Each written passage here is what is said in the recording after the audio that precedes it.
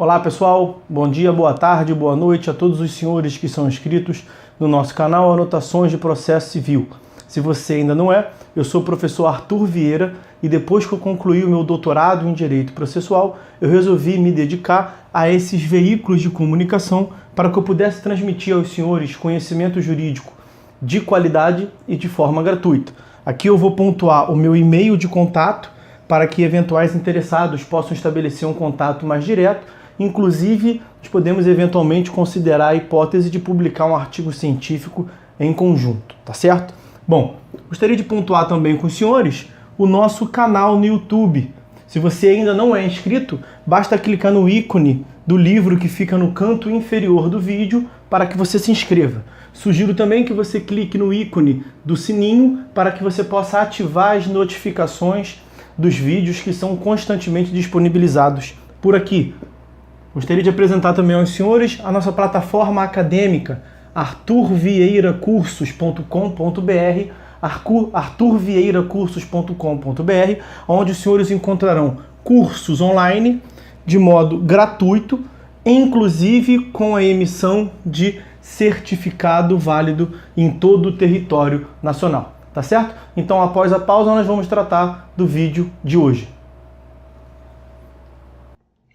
Olá, meus amigos! Vamos dar continuidade no vídeo de hoje à análise do nosso livro Anotações de Teoria Geral do Processo. Nós vimos analisando aqui, nós terminamos o tópico do litisconsórcio. Nós vimos falando sobre as partes, os sujeitos do processo. Falamos sobre o juízo, falamos sobre as partes, falamos sobre o fenômeno da pluralidade de partes, que é um gênero que comporta as espécies do litisconsórcio. Nós falamos nos vídeos anteriores e vamos começar a partir do vídeo de hoje a falar do fenômeno da intervenção de terceiros. Esse é um tópico extenso que vai nos conduzir por alguns vídeos, por alguns capítulos, e vamos dar início, portanto, nesse momento. Tá? Efetua a leitura a partir desse momento. Em regra, o processo se desenvolve tendo como sujeitos principais o juiz e as partes que originariamente formaram a relação jurídica processual, isso é, o autor que propôs a ação e o réu contra quem foi a ação proposta. Essa situação em nada muda se tratar de litisconsórcio, seja ativo, 2 ou mais autores, passivo, mais de um réu, 2 ou mais réus, ou misto, vários autores e vários réus, porque, na verdade, continua a relação jurídica processual triangularizada entre os 3 sujeitos processuais, com vários autores e ou vários réus, ocupando o polo ativo e ou passivo. Pode ocorrer, todavia, a intervenção de terceiro em processo alheio, mas, para isso, há necessidade de expressa previsão legal. Define-se quem é terceiro por exclusão. Todo aquele que não é parte no processo é terceiro. Vale dizer, se o sujeito não está vinculado ao processo por nele haver formulado a demanda ou por nele haver sido demandado e, consequentemente, citado para participar, ele é terceiro. Nesse sentido, terceiro é um contraconceito. Entre os terceiros, haverá aqueles que jamais terão qualquer tipo de interesse jurídico que justifique sua participação no processo.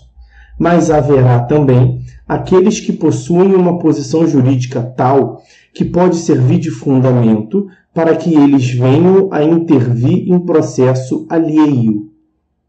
Justificativa da intervenção de terceiro em processo pendente. Na intervenção de terceiros, alguém que não tomava parte no processo desde o início, dele passa a participar por opção dele mesmo ou de uma das partes. Deve haver interesse jurídico que justifique tal intervenção. A autoridade da sentença consiste na sua coisa julgada. Em regra, fica restrita às partes do processo. A autoridade da sentença consistente na sua coisa julgada, em regra, fica restrita às partes do processo, como se vê do artigo 506. Ou seja, quem teve a oportunidade de participar no exercício do contraditório, parte, em princípio fica vinculado ao ali decidido. Quem era estranho a essa relação processual e jamais exerceu a garantia do contraditório, terceiro, não pode ficar sujeito a tal vinculação. Se de algum modo o terceiro tiver interesse jurídico para discutir a questão em outro processo, poderá fazê-lo, sem que se possa dizer que a coisa julgada do processo anterior vincula-o. Mas isso concerne a coisa julgada, e não aos efeitos da sentença, que é outro fenômeno. Como qualquer outro ato jurídico, a sentença irradia seus efeitos sobre toda a teia de inter-relações existente. Ainda que o comando decisório dirija-se às partes, pode repercutir sobre terceiros, conforme a maior ou menor intensidade de relacionamento jurídico das partes com terceiros no que tange ao objeto do processo.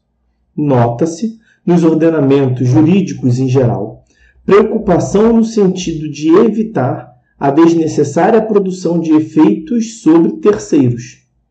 Mas é quase impossível obstar efeitos sobre terceiros, uma vez que a sentença dispõe a respeito de relações jurídicas que, em si mesmas, são entrelaçadas e encadeadas. Por exemplo, quando uma sentença extingue, anulando, rescindindo, seja como for, um contrato, isso pode repercutir nas relações jurídicas existentes entre qualquer das partes e seus subcontratados. Quando a sentença decreta o divórcio das partes, isso repercute sobre terceiro que pretendia casar-se com um dos divorciados e agora pode fazê-lo, e assim por diante. Por vezes, a repercussão da sentença sobre terceiros é meramente fática, incluindo-se aí a repercussão meramente econômica ou moral, e não jurídica.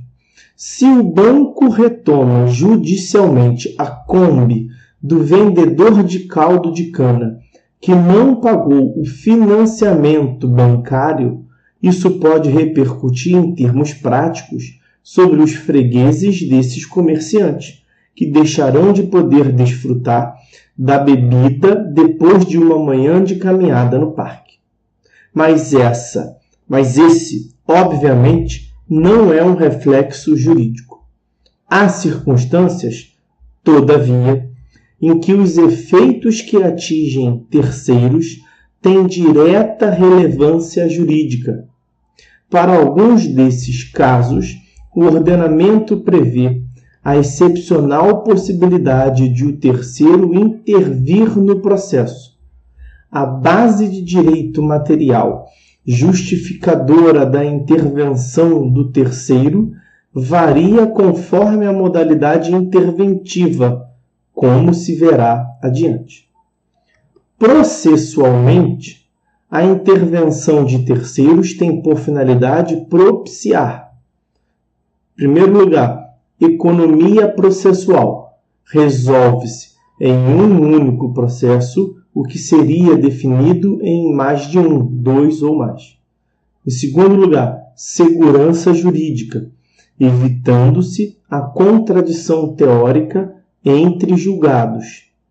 Em terceiro lugar, maior amplitude e qualidade ao contraditório, com todos os interessados em uma questão manifestando-se sobre ela no mesmo ambiente de debate. Vamos fazer um corte no vídeo por aqui.